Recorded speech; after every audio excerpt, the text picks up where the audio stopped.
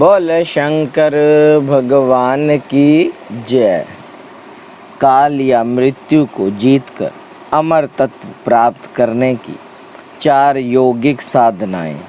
प्राणायाम, धूम्र मध्य में अग्नि का ध्यान, मुख से वायुपान तथा मूड़ी हुई जीवा द्वारा गले की घाटी का स्पर्श। पार्वती बोली, प्रभु यदि आप प्रसन्न हैं तो योगी योगाकाश जनित वायु पद को जिस प्रकार प्राप्त होता है वह सब मुझे बताइए। भगवान शिव ने कहा, सुंदरी, पहले मैंने योगियों के हित की कामना से सब कुछ बताया है, जिसके अनुसार योगियों ने काल पर विजय प्राप्त की थी। योगी जिस प्रकार वायु का स्वरूप धारण करता है उसके विषय में भी कहा गया है। इसलिए योग शक्ति के द्वारा मृत्यु दिवस को जानकर प्राणायाम में तत्पर हो जाएं। ऐसा करने पर आधे मास में ही वह आए हुए काल को जीत लेता है। हृदय में स्थित हुई प्राणवायु सदा अग्नि को उद्दीप्त करने वाली है। उसे अग्नि का सहायक बताया गया है। यह वायु बाहर और भीतर सर्वत्र व्याप्त और महान है। ज्ञान, विज्ञान और उत्साह सबकी प्रवृत्ति वायु से ही होती है। जिसने यहाँ वायु को जीत लिया उसने इस संपूर्ण जगत पर विजय पा ली। साधक को चाहिए कि वह जरा और मृत्यु को जीतने की इच्छा से सदा धारणा में स्थित रहने वाले योगी पारायण योगी को भली भांति धारणा और ध्यान में तत्पर रहना चाहिए। जैसे लुहार मुख से डोकनी को फूंक फूंक कर उस वायु के द्वारा अपने सब कार्य को सिद्ध करता है, उसी प्रकार योगी को प्राणायाम का अभ्यास करना चाहिए। प्राणायाम के समय जिनका ध्यान किया जाता है वे आराध्य देव परमेश्वर सहस्त्रों मस्तक, नेत्र, पैर और हाथों से युक्त हैं तथा समस्त ग्रंथियों को आवृत करके उनसे भी 10 अंगुल आगे स्थित हैं। आदि में वाहाहित और अंत में शिरोमंत्र सहित गायत्री का 3 बार जप करें और प्राणवायु को रोके रहें। प्राणों के इस आयाम का नाम प्राणायाम है। चंद्रमा और सूर्य आदि ग्रह जा जाकर लौटते आते हैं, परंतु प्राणायाम पूर्वक ध्यान पारायण योगी जाने पर आज तक नहीं लौटे हैं, अर्थात मुक्त हो गए हैं। देवी, जो द्विज 100 वर्षों तक तपस्या करके कुंशों के अग्रभाग से एक बूंद जल पीता है, वह जिस फल को पाता है वही ब्राह्मणों को एकमात्र धारणा अथवा प्राणायाम के द्वारा मिल जाता है।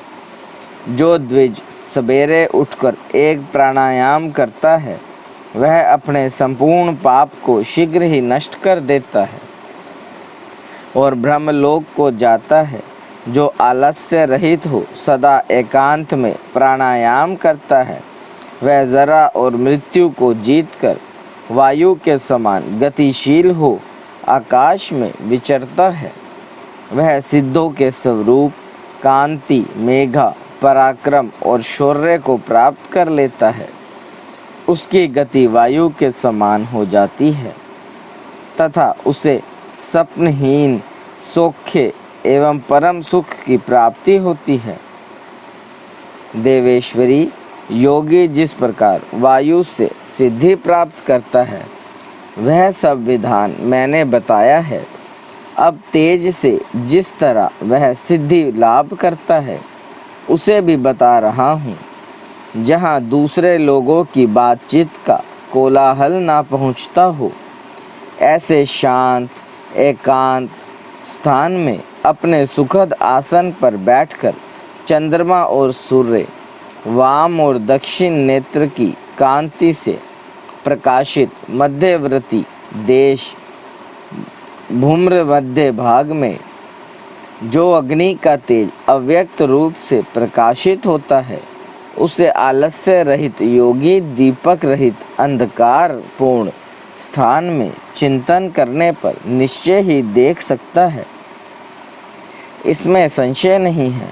योगी हाथ की अंगुलियों से यत्न पूर्वक दोनों नेत्रों को कुछ कुछ दबाए रखे और उनके तारों को देखता हुआ एकाग्र चित्त से आधे मुहूर्त तक उन्हीं का चिंतन करे। तदनंतरन अंधकार में भी ध्यान करने पर वह उस ईश्वरीय ज्योति को देख पाता है। वह ज्योति सफ़ेद, लाल, पीली, काली तथा इंद्रधनुष के समान रंग वाली होती है। बाहों के बीच में ललाटवर्ती बाल सूर्य के समान तेज वाले उन अग्निदेव का साक्षात्कार करके योगी इच्छा अनुसार रूप धारण करने वाले हो जाते हैं तथा मनोवांछित शरीर धारण करके क्रीड़ा करते हैं।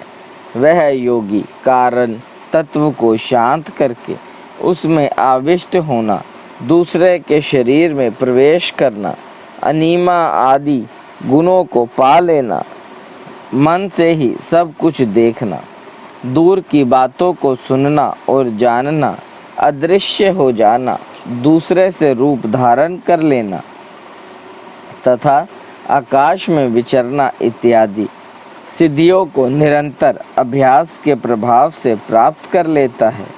जो अंधकार से परे और सूर्य के समान तेजस्वी हैं, उसी इस महान ज्योतिर्मय पुरुष परमात्मा को मैं जानता हूँ।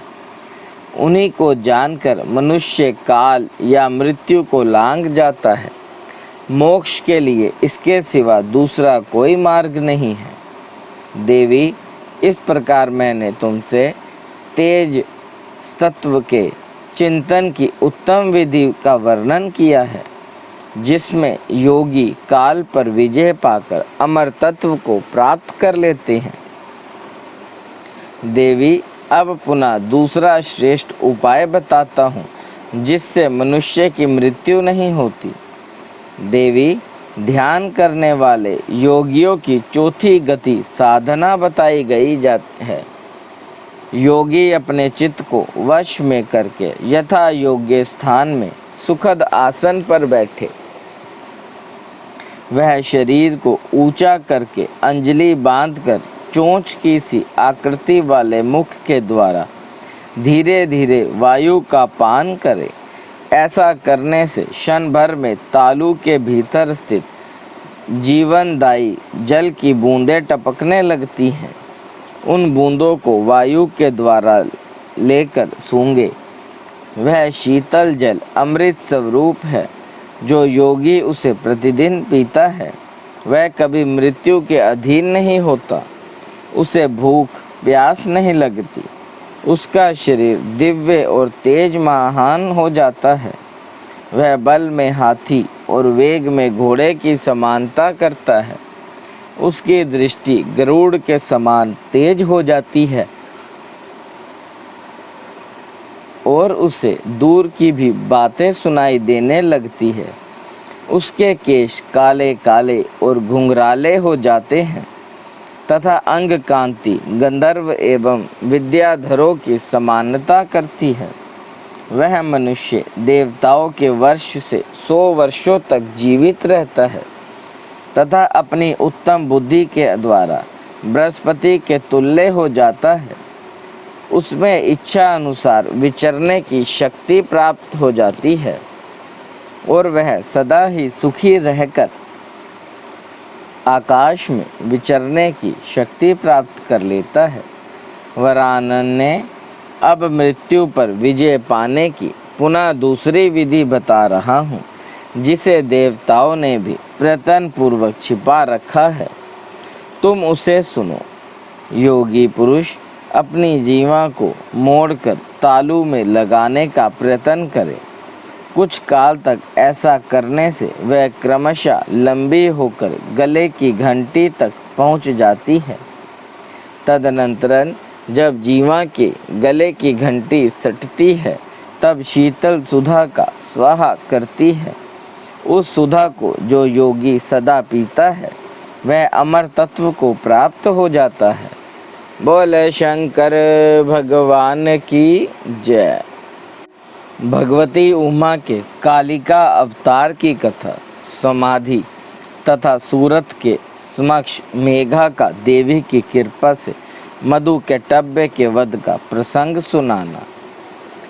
इसके अंतरन छाया पुरुष सग्र कश्यप वंश मनवंतरन मनुवंश सत्यव्रतादि वंश पितृकल्प तथा व्यासोत्पत्ति आदि का वर्णन सुनने के पश्चात मुनियों ने सूत जी से कहा, ब्रह्मवेताओं में श्रेष्ठ सूत जी, हमने आपके मुख से भगवान शिव की अनेक इतिहासों में युक्त रमणीय कथा सुनी जो उनके नाना अवतारों से संबंध रखती है तथा मनुष्यों को भोग और मोक्ष प्रदान करने वाली है। अब हम आपसे जगजननी भगवती उमा का मनोहर चरित्र सुनना चाहते हैं। पर ब्रह्मा परमात्मा महेश्वर की जो आघा सनातनी शक्ति है वे उमा नाम से विख्यात है। वह ही त्रिलोकी को उत्पन्न करने वाली पराशक्ति है। महामते दक्ष कन्या सती और हिमालय हिमवान की पुत्री पार्वती ये उमा के 2 अवतार हमने सुने। सूत जी, अब उनके दूसरे अवतारों का वर्णन कीजिए। लक्ष्मी जननी जगदम्बा उमा के गुणों को सुनने से कौन बुद्धिमान पुरुष विरत हो सकता है। ज्ञानी पुरुष भी कभी उनके कथा श्रवण के शुभ अवसर को नहीं छोड़ते। सूत जी ने कहा, महात्माओं, तुम लोग धन्य हो और सर्वदा कृतकृत्य हो, क्योंकि परा अम्बा उमा के महान चरित्र के विषय में पूछ रहे हो। जो इस कथा को सुनते, पूछते और बाँचते हैं, उनके चरण कमलों की धूलि को ही ऋषियों ने तीर्थ माना है। जिनका चित्र परम संविता स्वरूपा श्री उमा देवी के चिंतन में लीन है, वे पुरुष धन्य है, कृतकृत्य है। उनकी माता और कुल भी धन्य है, जो समस्त कारणों की भी कारण रूपा देवेश्वरी उमा की स्तुति नहीं करती। वे माया के गुणों से मोहित तथा भाग्यहीन है, इसमें संशय नहीं है। जो करुणा रस की सिंधु स्वरूपा महादेवी जी का भजन नहीं करते, वे संसार रूपी घोर अंधकूप में पड़ जाते हैं। जो देवी उमा को छोड़कर दूसरे देवी देवताओं की शरण लेता है, वह मानो गंगा जी को छोड़कर प्यास बुझाने के लिए मरुस्थल के जलाशय के पास जाता है। जिनके स्मरण मात्र से धर्म आदि चारों पुरुषार्थों की अनायास प्राप्ति होती है, उन देवी उमा की आराधना कौन श्रेष्ठ पुरुष छोड़ सकता है। पूर्व काल में महामना सूरथ ने महर्षि मेघा से यही बात पूछी थी। उस समय मेघा ने जो उत्तर दिया मैं वही बता रहा हूँ, तुम लोग सुनो। पहले सवारोचिच मनवंतरन में विरथ नाम से प्रसिद्ध एक राजा हो गए हैं। उनके पुत्र सूरथ हुए, जो महान बल और पराक्रम से संपन्न थे। वे दान निपुण, सत्यवादी, सब धर्म कुशल, विद्वान, देवी भक्त, दया सागर तथा प्रजाजनों को का भली भांति पालन करने वाले थे। इंद्र के समान तेजस्वी राजा सूरत के पृथ्वी पर शासन करते समय 900 ऐसे राजा हुए जो उनके हाथ से भूमंडल का राज्य छीन लेने के प्रयत्न में लगे रहे। उन्होंने भोपाल सूरत की राजधानी कोल्हापुरी को चारों ओर से घेर लिया। उनके साथ राजा का बड़ा भयानक युद्ध हुआ। उनके शत्रुगण बड़े प्रबल थे, अतः युद्ध में भोपाल सूरत की पराजय हुई। शत्रुओं ने सारा राज्य अपने अधिकार में करके सूरत को कोलापुरी से निकाल दिया। राजा अपनी दूसरी पुरी में आए और वहाँ मंत्रियों के साथ रहने लगे, परंतु प्रबल विपक्षियों ने वहाँ भी आक्रमण करके उन्हें पराजित कर दिया। देवयोग के राजा ने मंत्री आदि गण भी उनके शत्रु बन बैठे और खजाने में जो धन संचित था वह सब उन विरोधी मंत्री आदि ने अपने हाथ में कर लिया। तब राजा सूरत शिकार के बहाने अकेले ही घोड़े पर सवार हो नगर से बाहर निकल गए और गहन वन में चले गए। वहाँ इधर उधर घूमते हुए राजा ने एक श्रेष्ठ मुनि का आश्रम देखा, जो चारों ओर फूलों के बगीचे लगे होने से बड़ी शोभा पा रहा था। वहाँ वेद मंत्रों की ध्वनि गूंज रही थी। सब जीव जंतु शांत भाव से रहते थे। मुनि के शिष्यों, प्रशिष्यों तथा उनके भी शिष्यों ने उस आश्रम को सब ओर से घेर रखा था। महामते विप्रवर मेघा के प्रभाव से उस आश्रम में महाबली व्याघ्र आदि अल्प शक्ति वाले गौ आदि पशुओं को पीड़ा नहीं देते थे। वहाँ जाने पर मुनीश्वर मेघा ने मीठे वचन, भोजन और आसन द्वारा उन परम दयालु विद्वान नरेश का आदर सत्कार किया। एक दिन राजा सूरत बहुत ही चिंतित तथा मोह के वशीभूत होकर अनेक प्रकार से विचार कर रहे थे। इतने में ही वहाँ एक वैश्य आ पहुँचा। राजा ने उससे पूछा, भैया तुम कौन हो और किस लिए यहाँ आए हो? क्या कारण है कि दुखी दिखाई दे रहे हो? यह मुझे बताओ। राजा के मुख से यह मधुर वचन सुनकर वैश्य प्रवर समाधि ने दोनों नेत्रों से आंसू बहाते हुए प्रेम और नम्रतापूर्ण वाणी में इस प्रकार उत्तर दिया। वैश्य बोला, राजन मैं वैश्य हूँ, मेरा नाम समाधि है। मैं धनी के कुल में उत्पन्न हुआ हूँ, परंतु मेरे पुत्रों और स्त्री आदि ने धन के लोभ से मुझे घर से निकाल दिया है। अतः अपने प्रारंभ कर्म से दुखी हो मैं वन में चला आया हूँ। करुणा सागर प्रभु, यहाँ आकर मैं पुत्रों, पोत्रों, पत्नी, भाई, भतीजे तथा अन्य सुहृदों का कुशल समाचार नहीं जान पाता। राजा बोला, जिन दुराचारी तथा धन के लोभी पुत्र आदि ने तुम्हें निकाल दिया है, उन्हीं के प्रति मूर्ख जीव की भांति तुम प्रेम क्यों करते हो?